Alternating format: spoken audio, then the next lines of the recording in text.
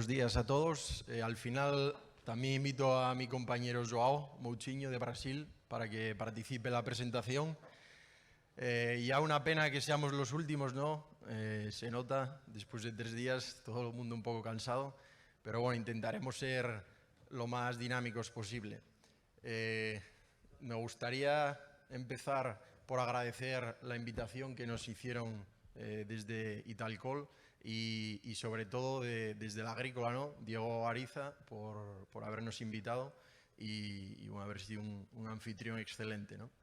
Sí, buenos días a todos, buenas tardes. ¿Quién tiene hambre? Todos, yo también. Muchas gracias a todos.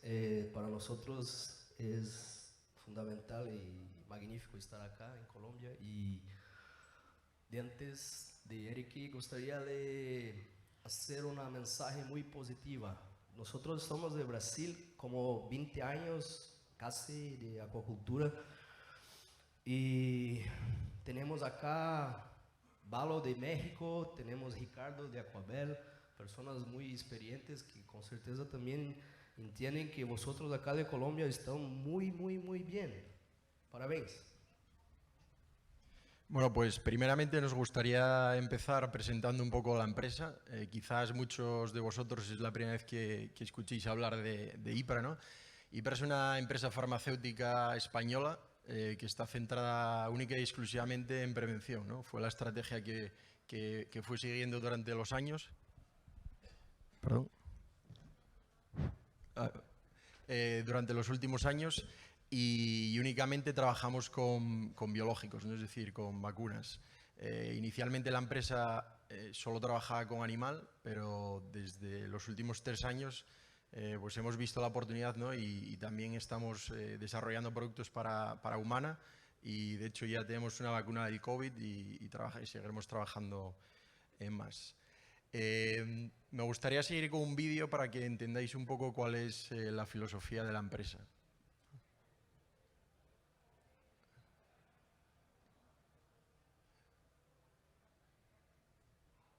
Si le podéis dar al play, por favor. Evolution. Everything is continuously evolving. We evolve to be stronger, to adapt to our environment, to live better. Yes, everything evolves. And IPRA too.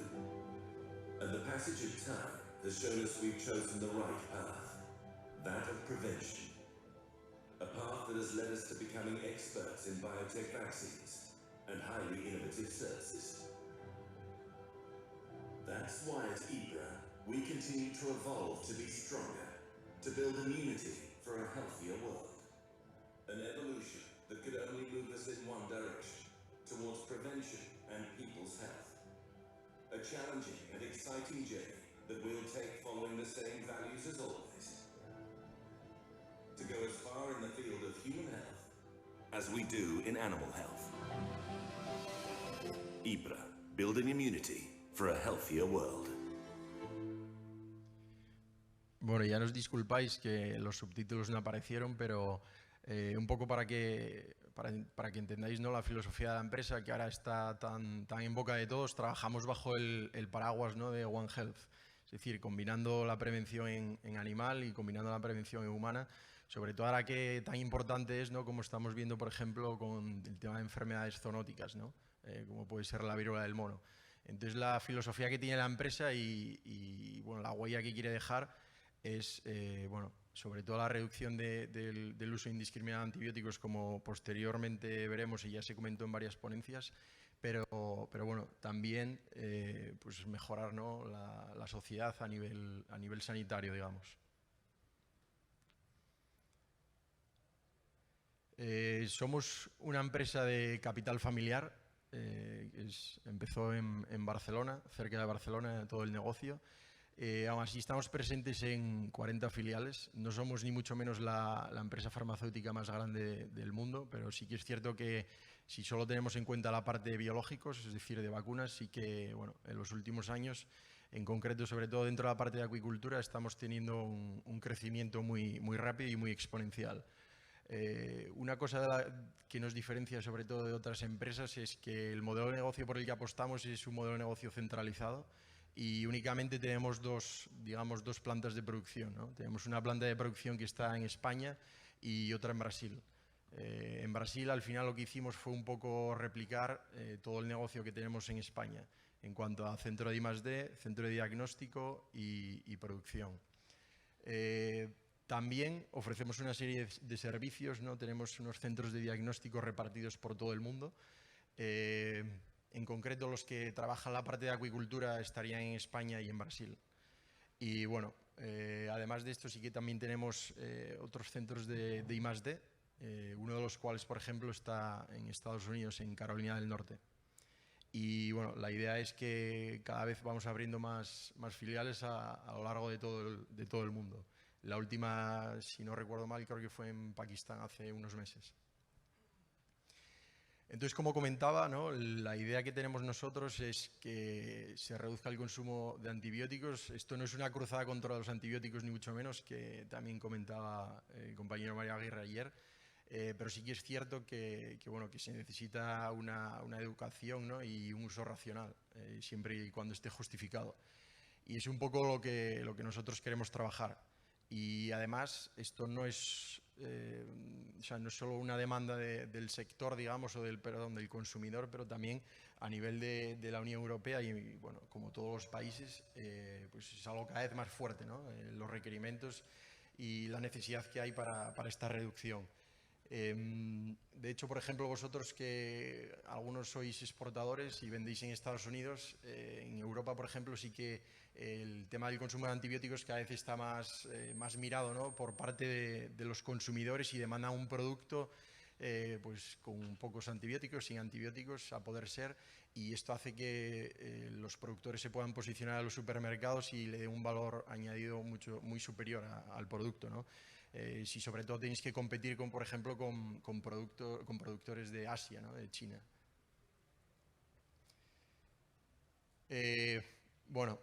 Siguiendo un poco con lo que dicen las autoridades, ¿no? Por ejemplo, se estima que para el 2050 la Organización Mundial de la Salud estima que unos 10 millones de personas morirán al año a causa de la resistencia de antibiótico, ¿no? Esto supone que quedará por delante incluso del cáncer. Y bueno, en el caso de acuicultura, por ejemplo, es curioso que prácticamente todos los antibióticos que se están utilizando están clasificados dentro de estos dos grupos, ¿no? Lo cual cada vez irán restringiendo más su uso, ¿no? Se consideran como críticos o de uso muy importante para el ser humano.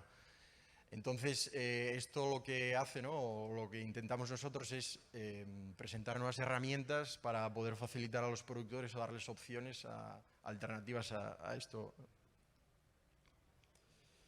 El tema, ¿no? Ya es tan serio incluso que, por ejemplo, en España ya hay una plataforma a nivel, o sea, a título nacional, que se llama el PRAM, ¿no? El Plan de Reducción de Antibióticos, y dentro del país, ¿no? La acuicultura es una de las producciones más pequeñas, sin embargo, ya estamos trabajando. De hecho, nosotros somos el único laboratorio a nivel de España que está metido en este plan. Y ahora os queremos hacer una pequeña introducción sobre lo que viene siendo la vacunación en peces, ¿no? Un par de pinceladas para que todo el mundo entienda realmente cómo funciona. Esto imagino que muchos de vosotros ya lo sabréis, y es que los peces no son poiquilotérmos, es decir, que no regulan su temperatura corporal y va a depender del medio ambiente. Y esto es algo muy importante a tener en cuenta, sobre todo cuando se pregunta, ¿no? Por la duración de inmunidad, el tiempo que se tarda desde que un animal se vacuna hasta que desarrolla la inmunidad. Y también para, por ejemplo, el tema de la presencia de antibióticos en el filete, ¿no? Este es un factor que hay que tener en cuenta. Los peces, su primera barrera es la inmunidad de las mucosas, la cual una de las herramientas que nosotros vamos a presentar ahora es la que estimula principalmente. Y bueno, además los peces, esto también se comentó ayer, que tienen un sistema inmune no específico y otro específico, ¿no? Bueno, sin más dilación, pero lo que tiene que quedar claro es que bueno, hay una capacidad de estimular este sistema inmune, ¿no? y es muy diferente de otras especies, como sobre todo de los mamíferos, mucho más simple el de los peces y mucho más complicado de estimular. Esta gráfica quizás ya la habréis visto muchísimas veces, ¿no? Que es siempre lo que se pone como para presentar el éxito, ¿no? Y la importancia y cómo de útil es la herramienta de la vacunación. Aquí en esta gráfica se puede ver, ¿no? la producción de salmón, que siempre se toma como referencia para cualquier ejemplo, ¿no? Sobre todo la salmonicultura y la industria del camarón. O sea, aquí vemos cómo aumenta la producción de salmón de forma prácticamente exponencial en Noruega y, sin embargo, podéis ver que el consumo de antibióticos todos los años cada vez es menor, ¿no? Y esto coincide en el tiempo con el desarrollo de diferentes vacunas que solucionan los problemas que realmente ellos tenían.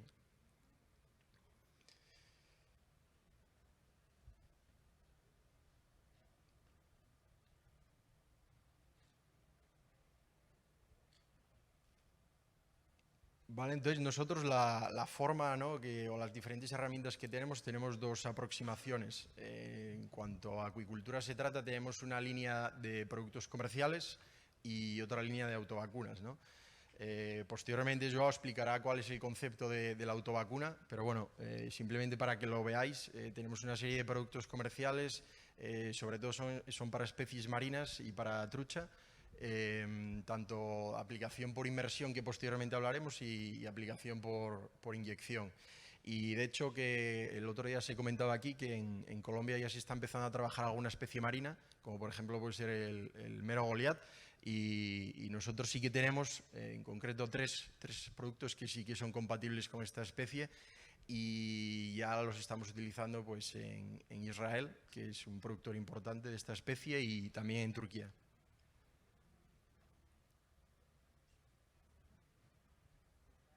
¿Se continúa? ¿Aló? Hola. Gracias, Eriki. Parabéns. Y ahora vamos a hablar un poco sobre las vacunas autógenas. Yo soy João Moutinho, soy biólogo de formación y encantado con las vacunas autógenas porque empecé a trabajar en 2012 en Brasil, y no que estoy aquí para hablar de otros, pero esto es magnífico, porque las vacunas autógenas o autovacunas tienen la capacidad de hacer. Porque, por ejemplo, en 2012 recibimos la visita de Robin Wardle, una persona, un gran profesional, que fue de la equipo que fez la primera vacuna del mundo. Y esta persona habló para otro que tenía una finca muy grande, que era muy importante empezar a vacunar porque en Asia ya tenía como 7 enfermedades y Brasil solo tenía una, que era Streptococcus agalactium B. Y en aquel momento todos se giron, como, ¿cómo va a vacunar pez por pez y tal? Y yo escuchaba, ¿por qué no se hace en la agua, inmersión? Entonces, IPRA teve la capacidad, por eso soy muy grato de trabajar. Ahí una charla solo para mostrar la capacidad que tiene y todos los negocios que IPRA trabaja con autovacunas. Pero España hace un trabajo muy importante en la piscicultura marina, y los peces marinos son como muy sensibles, mucho más que tilapia. Brinco siempre con mis amigos, no clientes, amigos, que se espijar encima de un tanque de peces marinos se muere todo. Entonces, las vacunas autógenas tienen ese papel muy importante. España y IPRA es lo top con esto en Mediterráneo. Y yo no perdí tiempo por estar, no como responsable, pero participando de IPRA en Brasil, no perdí tiempo de llevar esto a Brasil. En el comienzo todos me llamaron de loco. Y no, ¿cómo va a traer una vacuna de inmersión a tilapia de marinos? Y yo hablé una cosa solo. Lo ancestral común de tilapia es marino. Y todos... Entonces, para nosotros no importa la especie de pez, sí, hacer un buen aislamiento de la bacteria y hacer la vacuna buena. Esto es el trabajo de IPRA. Entonces, algunos puntos que podemos decir acá, como 3. No existe vacuna registrada contra el patógeno para la especie destino. Esto que estaba hablando antes. Falta de eficacia de los productos registrados. Rotura de estoque de un producto registrado. Entonces, esta es la ventaja de la vacuna autógena. Y nosotros en Brasil, como Eric habló muy bien, somos un espelho de España, en Porto Alegre. Y en este tenemos la capacidad de... Yo no faço el aislamiento en campo porque hay el riesgo muy fuerte de la contaminación de la muestra. Entonces enviamos los peces enteros, resfriados con hielo y una caja térmica con vuelo hasta 48 horas. Se llega en diágenos y las personas especialistas, las expertas, hacen el aislamiento, la plaquea y se hace el crecimiento. Y desde entonces tenemos PCR y tenemos 16S secuenciamiento. Es como tener toda la taxonomía de las bacterias del mundo. Y esto es muy importante, muy. Por eso soy encantado de trabajar en IPRA. Y conseguimos hacer cosas muy fuertes en Brasil ahora. Tenemos, por ejemplo, una vacuna pentavalente para 5 enfermedades con una inmersión de 60 segundos, que Eric va a hablar. Entonces, hasta el momento de ir para empezar con la inmersión, se hacía esto, la inyección a partir de 20-30 gramos y se elevaba hasta el final. Pero ahora tenemos la capacidad de empezar con 0,5 hasta 2. La media está a 1 gramo, que está bien para las hatcheries. Por favor.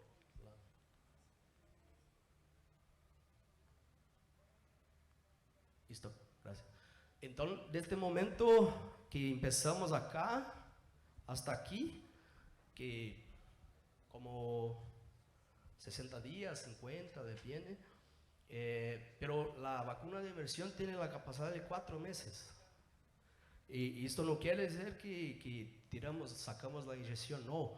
Esto es importante, lo efecto booster. Así es hecho en bovinos, por ejemplo, la fiebre aftosa. Tiene que vacunar todo el año. Entonces, es así que tiene que pensar con peces también. No es porque vacunó un año que después no tiene que vacunar. Porque todo ciclo se coloca peces nuevos. Entonces, es lógico que tiene que vacunar todos.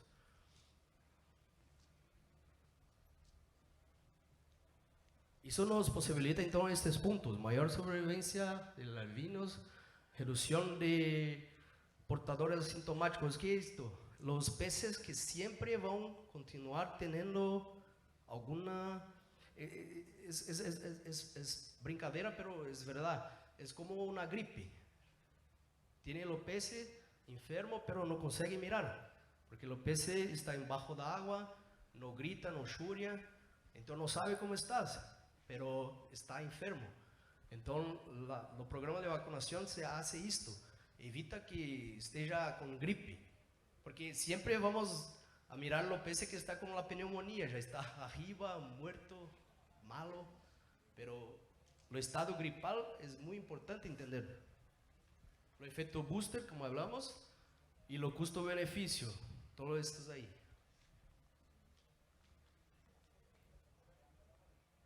Esto un poco fisiológico, no vamos a intentar, pero es la forma que se estimula los peces. Y lo más importante es que los peces a partir de 0,5 se empiezan a desarrollar la inmunología.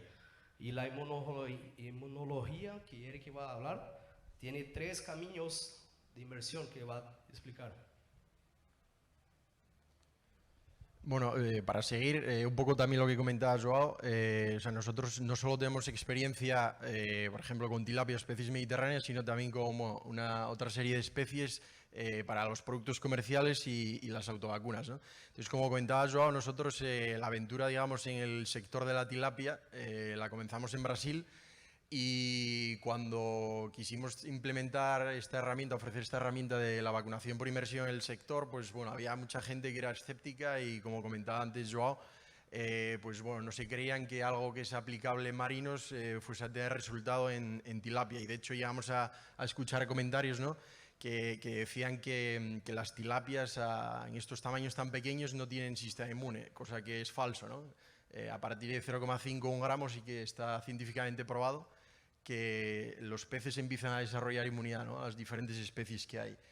Entonces, bueno, lo que decidimos fue hacer una prueba en Brasil, en un centro de investigación externo a nosotros, y bueno, lo que se probó, que veremos aquí, es, bueno, hicimos un desafío, había un grupo control positivo, uno negativo y también 2 autovacunas, una monovalente y otra multivalente. Esto es porque sí que es cierto que en determinados momentos, ¿no?, depende de qué tipo de antígenos, patógenos se metan dentro de la vacuna, puede que haya una incompatibilidad antigénica, ¿no? Bueno, sin más, esto fue un poco el desarrollo del estudio.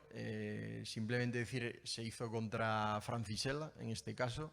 Los peces inicialmente estaban a 25 grados y posteriormente, en el momento del desafío, la temperatura se bajó a 22. Eric, un momento. Que baje la luz aquí, acá un poco de esta tela para mostrar una cosa muy importante. Para que esto. Lo que yo quiero comentar es que el desafío no se hizo de forma intragástrica. Cada uno de los peces se iba sondando y se le iba inyectando una cantidad de bacteria, ¿no? Lo cual quiere decir que esto, como comentamos antes, aquí está sobrepasando todas las barreras naturales de defensa del pez, lo cual quiere decir que el desafío fue muy agresivo, ¿no? Y además se hizo también a 22 grados, lo cual es una temperatura bastante baja y muy favorecedora, digamos, para esta enfermedad, ¿no? Solo un chiquito. Es mucho importante porque esta es la forma más potente de contaminar un pez, de esta forma. Isto, gracias. Entonces, esto es muy rico o que IPRA teve la capacidad de hacer, porque es inyectar en las velocidades intestinales del animal. Entonces, vale, pues bueno, evaluamos evidentemente el porcentaje de mortalidad, el porcentaje de supervivencia, también se midieron anticuerpos y finalmente hicimos como una medición comparativa de los signos clínicos entre los diferentes grupos. Bueno, sí que está un poco pequeño, pero si nos fijamos directamente en el cuadro, la gráfica superior es el desafío que se hizo con una autovacuna monovalente y la de abajo es con la vacuna multivalente, ¿no? Pero bueno, si miramos aquí a la tabla, ¿no?, vemos que en el grupo control, que no estaba vacunado, el 65% de los peces murieron. Sin embargo, en los vacunados, solo un 30%. O sea, es decir, que la supervivencia es mucho mayor. Y no solo eso, sino que también, bueno, lo que comentabas, medimos la presencia de anticuerpos frente a este patógeno, ¿no?, Francisella, y como podemos ver, el grupo de la derecha de la autovacuna, la presencia de anticuerpos era mayor y había más homogeneidad. Sí que es cierto, como se hizo en peces que sobrevivieron, en el no vacunado también había una presencia, pero sin embargo mucho menor que en el vacunado. Y esto también es una parte bastante interesante, que bueno, se hizo como una escala de los diferentes signos clínicos que son más comunes de esta enfermedad. Y bueno, para no entrar en detalle, como podéis ver, la presencia de estos signos clínicos, ¿no?, este scoring que se hizo, fue evidentemente menor en todos los grupos vacunados. Esto es muy importante, sobre todo porque también se comentaba en estos días que ahora la Francisella, ¿no?, por ejemplo, o determinadas enfermedades no solo afectan en invierno, en verano, o alevines o ya pez de tamaño comercial, ¿no? Porque claro, como comentaba el otro día, si quieres filetear peces con granulomas, ¿no?, con lesiones, pues eso es un problema. Entonces la vacuna no solo va a ayudar en la sobrevivencia de los peces, en la supervivencia, perdón, sino que también ayudará en mitigar esta presencia de signos clínicos. Bueno, estas son unas fotos del estudio, no lo miraré más. Y bueno, ya para acabar, pues recalcar un poco el tema que comentábamos al inicio de la importancia de las vacunas multivalentes, que también muchas veces ¿no?